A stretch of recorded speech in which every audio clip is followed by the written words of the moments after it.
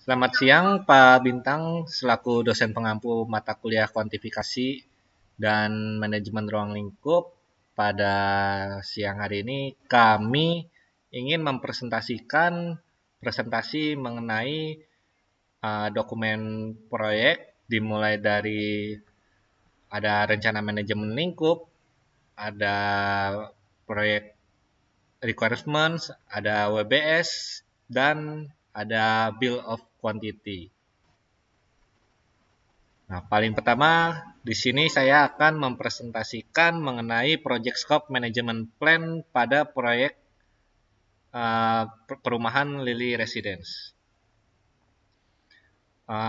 Pada Project Scope Management Plan ini kami akan menyusun WBS itu dalam bentuk berdasarkan deliverables dan berdasarkan fase, di mana setiap scope ini dan deliverables akan diidentifikasikan terlebih dahulu sesuai dengan kebutuhan dan kriteria dari pemilik proyek. Setiap deliverables ini akan disusun dan diurutkan berdasarkan fase pengerjaan proyek. Lalu deliverables ini akan dijabarkan menjadi beberapa paket pekerjaan, atau paket pekerjaan ini akan kita sebut sebagai WBS level 3. WBS ini akan ditambahkan, akan dikomplement dengan kamus WBS atau yang biasa disebut dengan WBS Dictionary sebagai panduan dan detail dari setiap WBS. Paket-paket pekerjaan akan dilimpahkan kepada tim proyek yang bertanggung jawab atas paket pekerjaan tersebut. Dalam proyek ini akan memiliki satu struktur organisasi di mana akan ada owner sebagai pemilik proyek yang bergerak sebagai sponsor. Lalu di bawahnya ada proyek manager. Proyek manager ini akan mengkepalai seluruh tim pada proyek perumahan Lily Residence ini, dimulai dari ada proyek konsultan, proyek tim, quality control, drafter, quantity engineer, admin, set engineer, mandor, dan mandor ini akan mengkepalai tukang-tukang pada proyek ini. Dalam project scope change request, semua permintaan tuh semua perubahan harus meminta izin kepada owner atau enggak project manager. Jika perubahan tersebut dibutuhkan budget, izin tersebut harus diminta kepada owner. Namun jika terjadi perubahan pada scope, itu harus minta izin kepada project manager. Tetapi jika perubahan tersebut melibatkan budget kurang dari 10 juta, itu hanya harus dilaporkan kepada project manager. Akan tetapi perubahan yang melibatkan budget lebih dari 10 juta harus dilaporkan kepada owner. Selanjutnya, pada penyusunan bill of quantity, kode bill dari bill of quantity akan disusun dengan 3 angka dan 1 huruf. Nah, angka yang pertama ini berisikan WBS level 1, di mana ini akan disesuaikan berdasarkan WBS yang ada. Lalu kode nomor 2 ini akan berisikan subbill, dan kode yang paling terakhir ialah paket pekerjaan dari masing-masing WBS ini.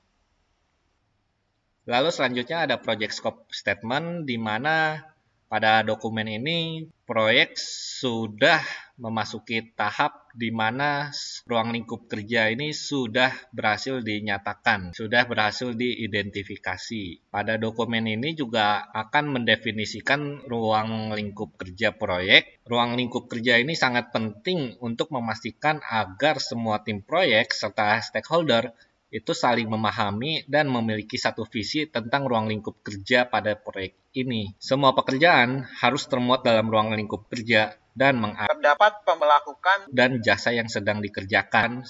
Seluruh perubahan harus disetujui dan dianalisis dampak-dampak yang akan mempengaruhi keseluruhan proyek sebelum diimplementasikan. Pada dokumen juga memuat project purpose dan justification. Project purpose dan justification ini apa?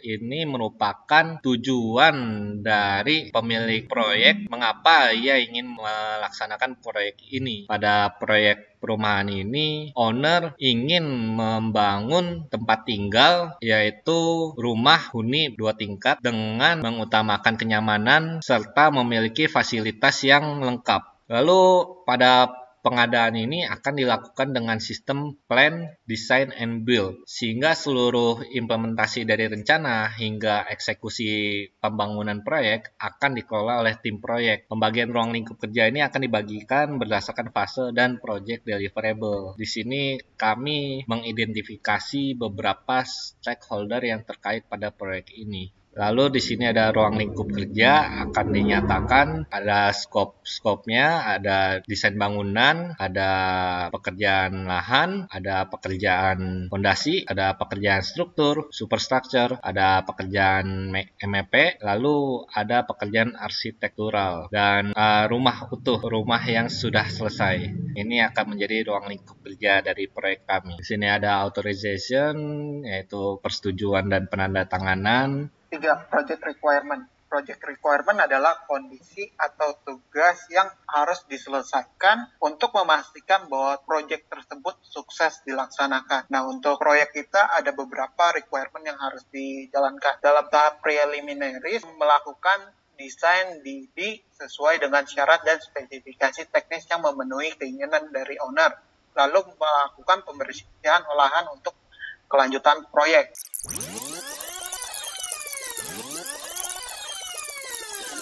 Berikut adalah WBS dan WBS Dictionary. Pada WBS-nya kami membagi menjadi 5 bagian. Yang pertama adalah pekerjaan preliminary, yaitu terdapat sub 101 yaitu DED, 102 yaitu pembersihan lahan. Skill nomor 2 yaitu substructure, melingkupi 2.1 ada penggalian, 2.2 fondasi tapak, 2.3 slope, dan 2.4 pemadatan tanah. Dilanjut pekerjaan nomor 3 yaitu superstructure, diikuti 3.1 kolom, 3.2 balok, 3.3 plat, dan 3.4 roofing atau pengatapan. Lalu pekerjaan nomor 4 yaitu MEP, di mana 4.1 adalah electrical, 4.2 plumbing, dan 4.3 adalah bathroom. Lalu yang terakhir ada pekerjaan nomor 5 yaitu finishes, di mana terdapat 8 sub pekerjaan. Yang pertama 5.1 adalah pekerjaan dinding, 5.2 pekerjaan keramik, 5.3 pekerjaan 4 pekerjaan pintu dan jendela, 5.5 pengecatan, 5.6 carport, 5.7 taman,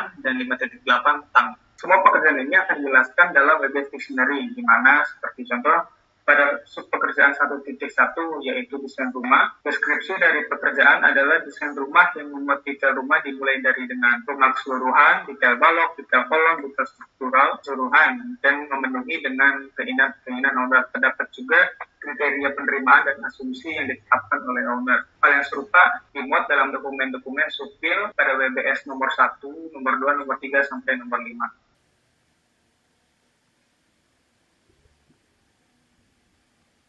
Baik, selanjutnya masuk ke perhitungan volume pekerjaan. Pada perhitungan volume pekerjaan ini, kami akan memulai dari perhitungan pada substructure. Di sini yang akan kami bahas yaitu WBS nomor 2. Yang paling pertama, penggalian. Pada pekerjaan penggalian, yaitu dengan kode 2.1.1, galian fondasi dengan kode P1, di mana hanya terdapat satu jenis fondasi dan dimensi yang sama pada seluruh fondasi, di mana terdapat 12 fondasi, bisa dilihat pada tabel kuantiti. Dimensi fondasi sebenarnya adalah 0,6 dikali 0,6. Pada tabel dimuat 0,8 dikarenakan akan dilebihkan space sebesar 10 cm pada setiap sisinya untuk mempermudah pemasangan logistik kiri, kanan, depan, dan belakang. Dan yang kedua adalah galian slope dengan kode 2.1.2 dengan slope yang berdimensi 15 kali 30.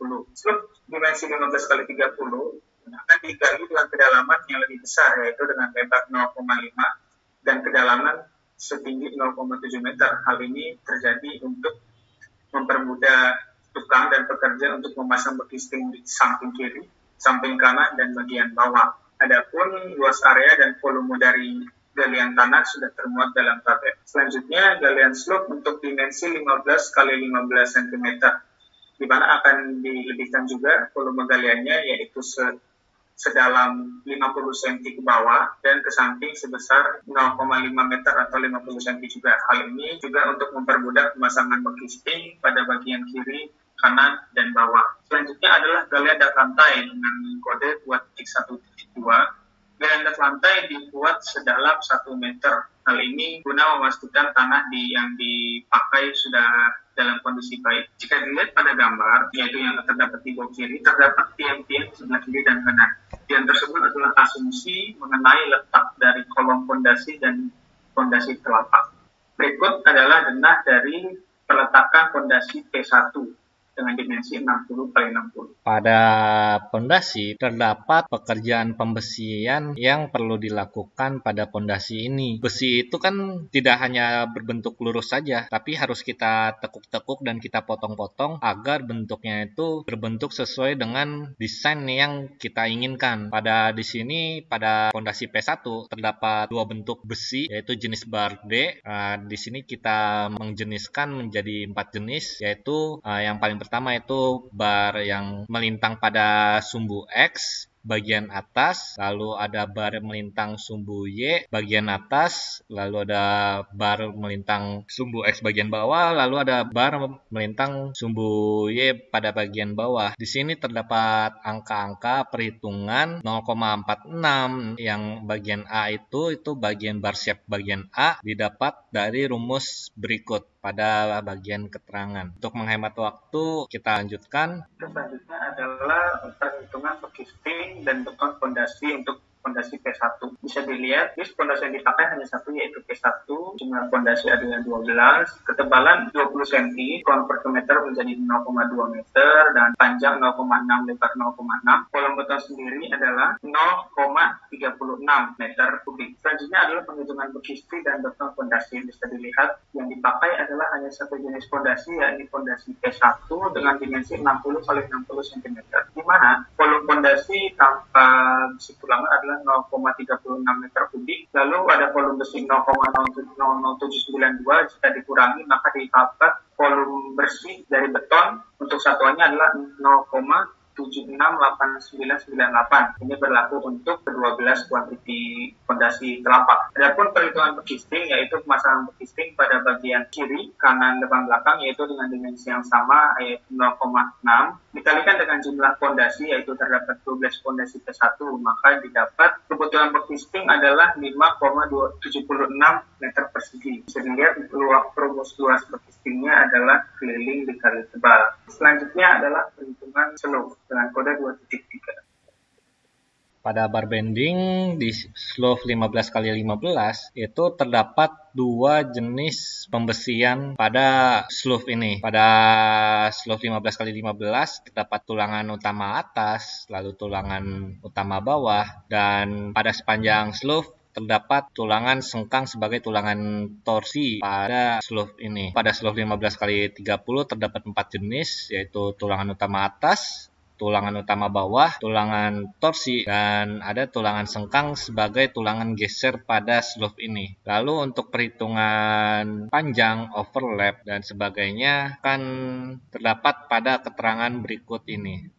Akan didapatkan panjang pada masing-masing pembesian. Panjang ini akan dikalikan pada berat jenis kilogram per meter pada SNI. Maka kita dapatkan berat dari besi ini. Berikutnya adalah perhitungan luas beki sting yang diperlukan dan beton pada struktur slope 15 kali 15 dan 15 kali 30. Bisa dilihat pada rumus untuk menghitung volume beton bersih adalah luas dimensi slope tersebut yang dipanjang kali lebar kali tinggi dikurangi dengan volume tulangan yang sudah terdapat pada tabel bar bending. Bisa dilihat pada slope dengan dimensi 15 kali 15, yaitu lokasinya terdapat pada A4 sampai dengan A5, bentang A4 sampai A5. Panjangnya yaitu 1 meter, 1,9 meter. Jika dikalikan terhadap rumus, maka akan didapat volumenya itu 0,0428 meter kubik. Begitupun dengan slope 15 kali 30, panjang kali lebar kali tingginya dikalikan semua, maka akan didapat nilai 0,007. Maka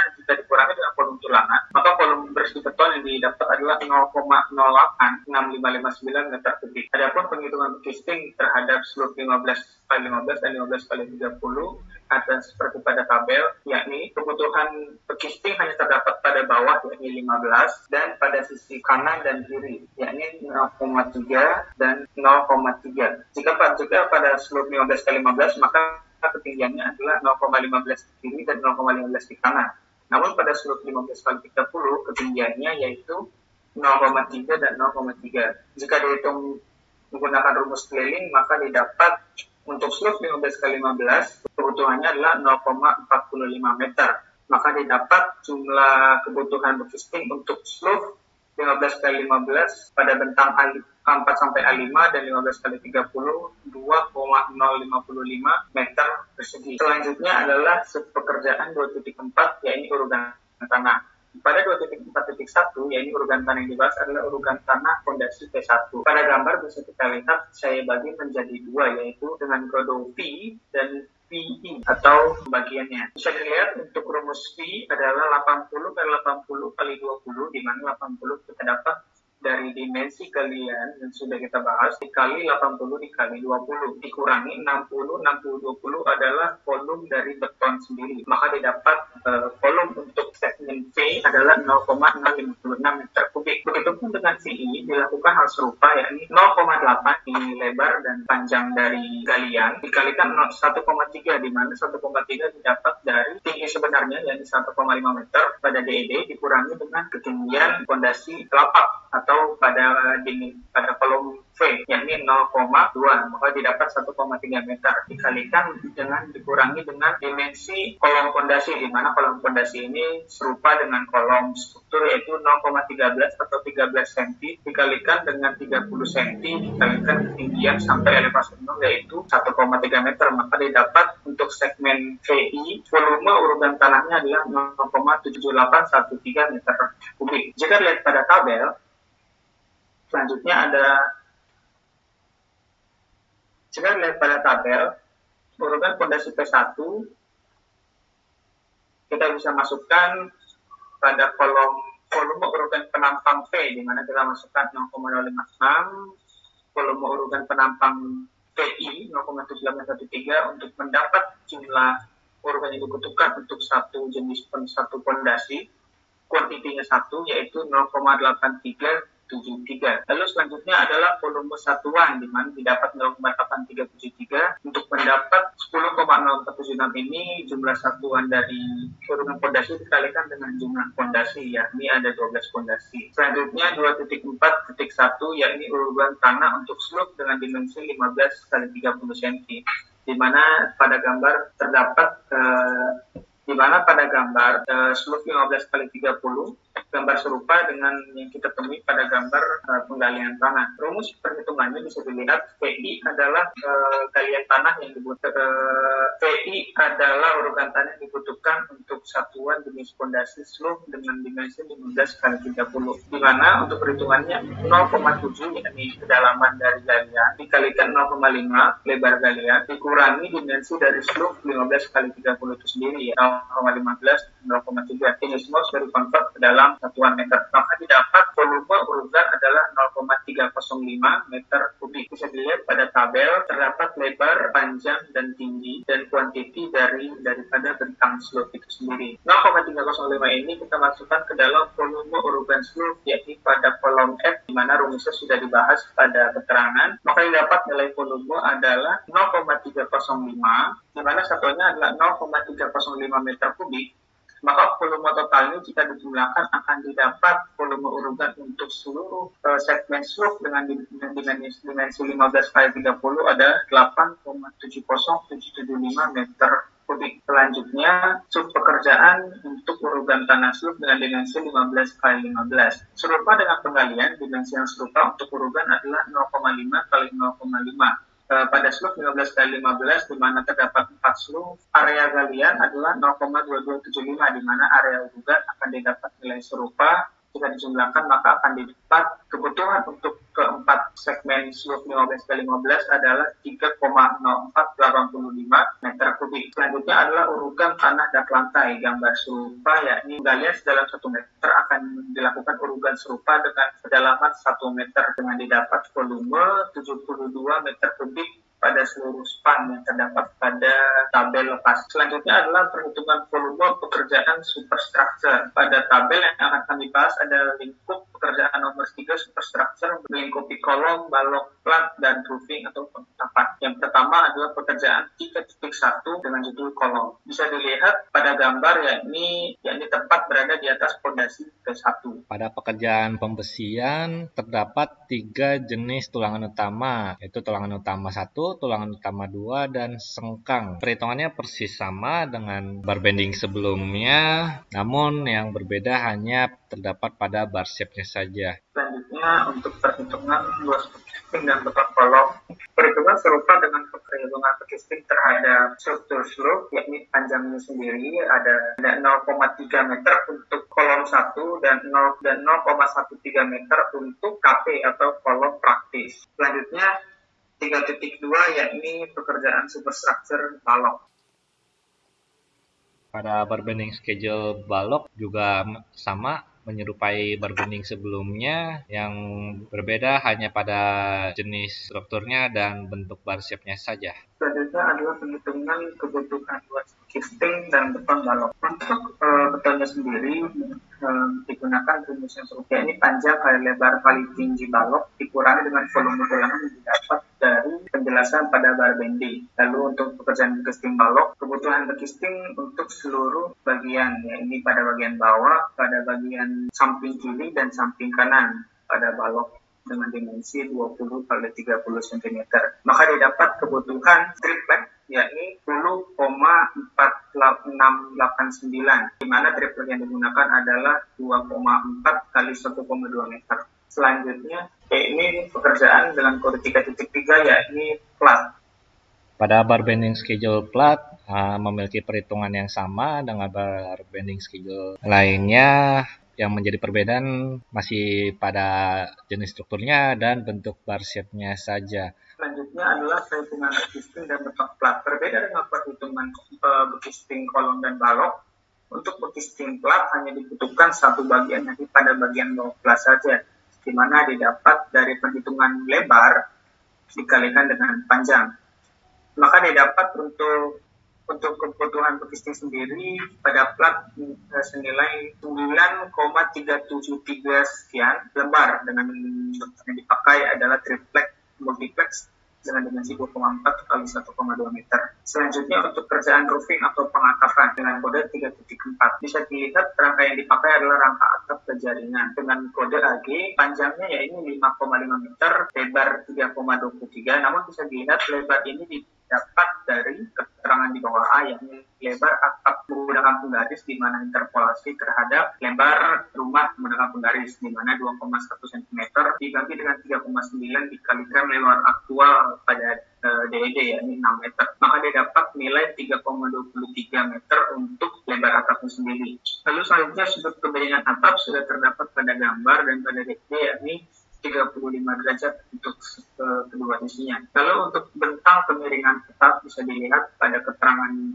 D, di mana rumusnya yakni setengah dikalikan lebar daripada nilai A dikalikan dengan cos 35 derajat, maka didapat nilai 1,32 meter pada satu sisinya. Lalu selanjutnya adalah panjang kuda-kuda, di mana jika dilihat pada gambar paling bawah kanan, itu kan pada sisi yang merah dan sisi yang biru dikalikan dengan 2, di mana terdapat 2 kuda-kuda dengan lingkar yang ditandai lingkaran merah dan 2 kuda-kuda yang ditandai dengan lingkaran biru, ditambah kuda-kuda yang serupa dengan bentang lebar atap.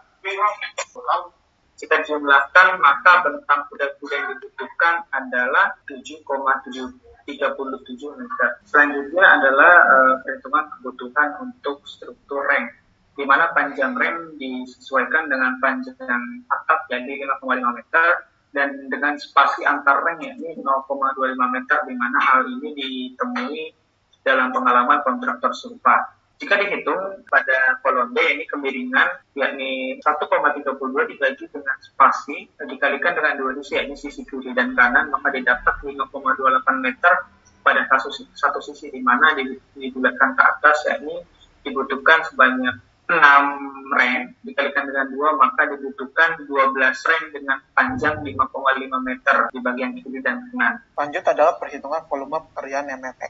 Yang pada tahap perhitungan MEP, pada tahap yang akan kita masukkan adalah pertama 4.1 electrical, 4.2 plumbing, 4.3 adalah bathroom. Pekerjaan electrical 4.1, yaitu pertama lampu RD4 down terdapat 6 buah pada lantai 1, lalu lampu baret terdapat 2 buah pada lantai 1, serta lampu taman ada 1 di lantai 1. Nah, untuk perhitungan kabel listrik sendiri, pada lantai 1 kami menghitungnya menggunakan perbandingan panjang keseluruhan dengan panjang lintasan listrik menggunakan penggaris. Pada lantai 2 terdapat lampu RD4 down sebanyak 6 buah, lampu baret sebanyak 2 buah, serta kabel listrik sepanjang 16,18 meter. Pada pekerjaan instalasi saklar, pada lantai 1 terdapat 3 buah saklar engsel yang dapat dilihat, terdapat 4 buah saklar seri. Pada lantai 2 terdapat 2 buah saklar engsel yang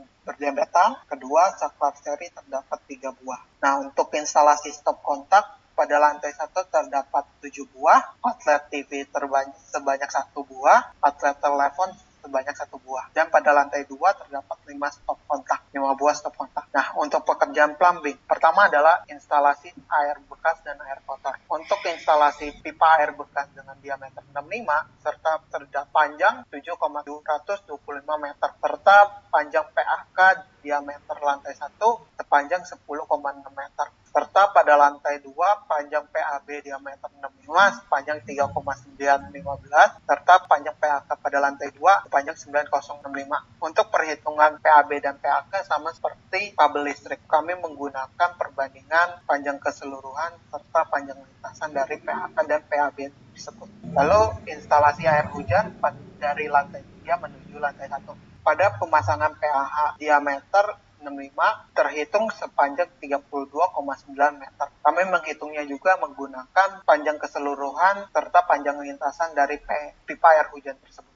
Nah, untuk ini instalasi air bersih terdapat 1 buah meteran air, terdapat 1 buah kitchen sink, terdapat 2 buah keran air, terdapat 2 buah floor drain, terdapat 1 buah ball valve 3/4. Lalu pemasangan air bersih panjang 5,15 meter. Lalu pemasangan pipa air bersih naik panjang 11,82 meter. Lalu pada lantai 2 terdapat pipa air bersih sepanjang 9,68 meter. Lalu pada atap terdapat pipa air bersih naik sepanjang 15,62 meter. Lalu ball valve sebanyak 1 buah. Lalu bathroom. Pada lantai 1 terdapat 1 buah kloset duduk, terdapat plug hole drain sebanyak 1 buah, jet washer sebanyak 1 buah. Lalu pada lantai 2 terdapat kloset duduk 1, jet washer 1, wash basin 1, plug hole drain 2, lalu shower 1. Selanjutnya pada pekerjaan arsitektural itu terdapat pada WBS nomor 5. Di sini terdapat pekerjaan dinding, di mana pekerjaan dinding ini perhitungan terhadap kebutuhan bata merah, portland semen dan pasir pasang didapat dari SNI yang tertera pada tabel, yakni SNI nomor 6387 tahun 2008 pasal 6.8. Jika dilihat pada gambar sudah tertera juga pada segmen-segmen ini panjang dan tinggi yang serupa 3,4 dan 2 meter untuk berbagai jenis dinding dan luas dindingnya, dan kebutuhan materialnya yang didapat seperti contoh kebutuhan bata merah dengan kolom D diisi 4 melalui rumus C kali D dengan luas dinding dikalikan dengan koefisien dari SNI tersebut dinding. Jika didapat, maka total kebutuhan batu bata sebanyak 5.900 sekian, kebutuhan portland semen 1.200 kg, dan total kebutuhan pasir pasang 4 meter kubik. Selanjutnya adalah pekerjaan dinding lantai 1 plester, di mana plester ini berlaku untuk kedua sisi luar dan sisi dalam. Yang bisa dilihat pada tabel tertera 1 lapis atau 2 lapis dinding tersebut.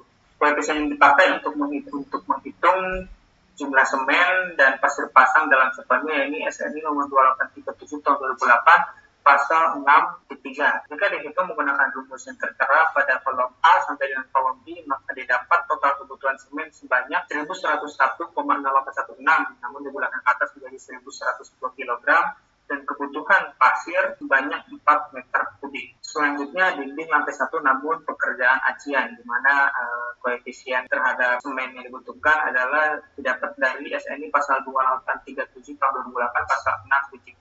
Maka didapat jika mengikuti perhitungan pada kolom A sampai dengan kolom G, yakni kolom G sama dengan kolom B kali F, luas area dikalikan koefisien SNI, maka didapat total kebutuhan Portland semen dalam kilogram adalah 461 kg. Selanjutnya adalah pekerjaan di lantai 2.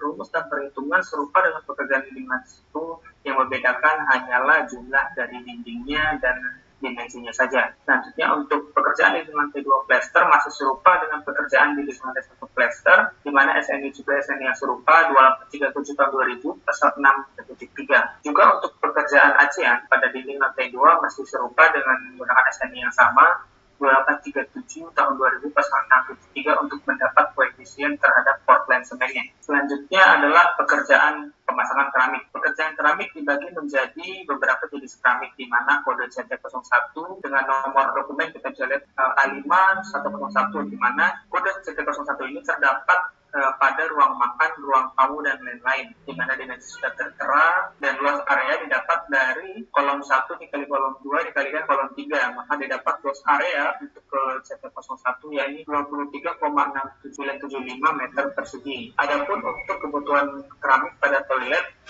bisa dilihat pada dokumen A5101 yang sampai dengan A6105, di mana sudah terdapat lokasinya, terdapat lantai, dinding depan, belakang, kanan, dan kiri. Jika dihitung dimensinya, maka didapat luas area untuk kebutuhan keramik pada toilet yakni 6,465 meter persegi.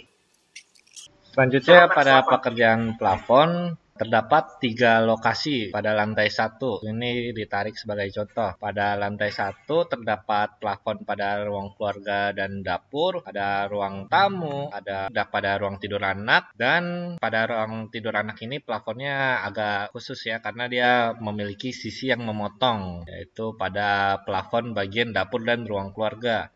Untuk perhitungannya akan terdapat pada keterangan. Lalu pintu dan jendela terdapat beberapa jenis pintu dan jendela.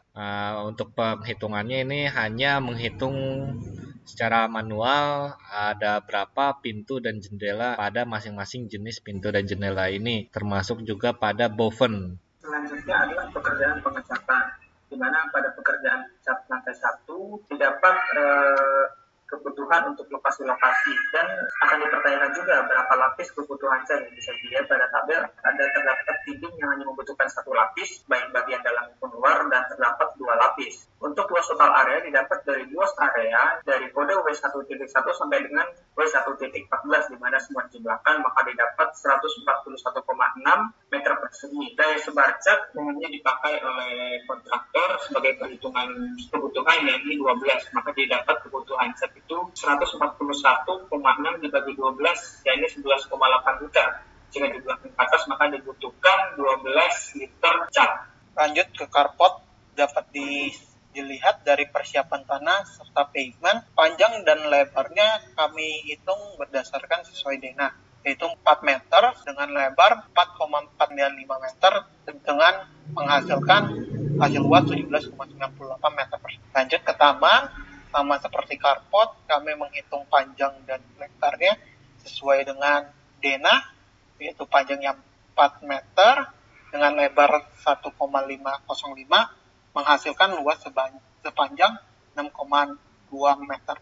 Lalu ada taman belakang dengan panjang 1,9 meter dengan lebar 3 meter menghasilkan luas sepanjang 5,7 meter persegi dengan total luas banyak 11,72 meter persegi.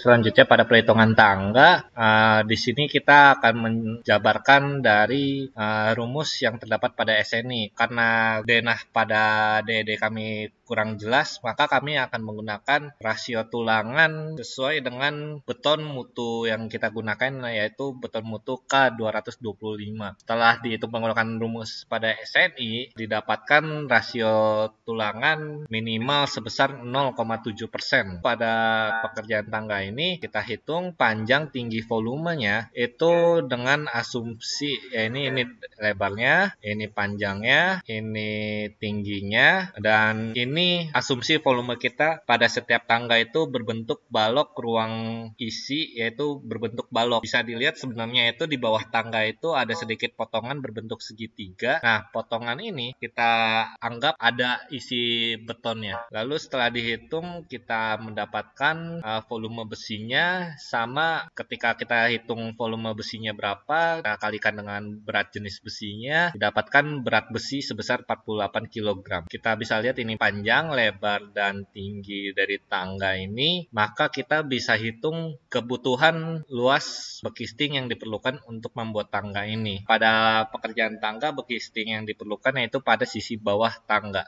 Sekian atas presentasi yang kami sajikan. Kami meminta maaf jika ada kesalahan kata yang kami ucapkan. Sekali lagi kami ucapkan terima kasih.